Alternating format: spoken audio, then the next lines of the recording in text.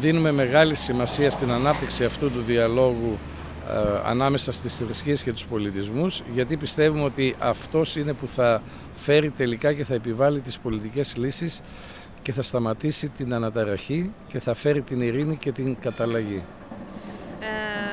Veoma je bitan za nas, da bi veoma bitna za nas ta vrsta tog dijaloga, jer smatramo da će on upravo da donese sva rješenja problema koji se tiču religije, politike, tih razlika između naroda.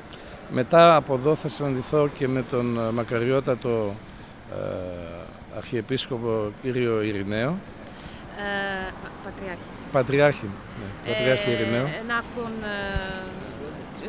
Posle ovoga ću posjetiti i njegovu svetost patrijarha gospodina Irineja. Και ένα από τα θέματα που θα συζητήσουμε θα είναι και αυτό.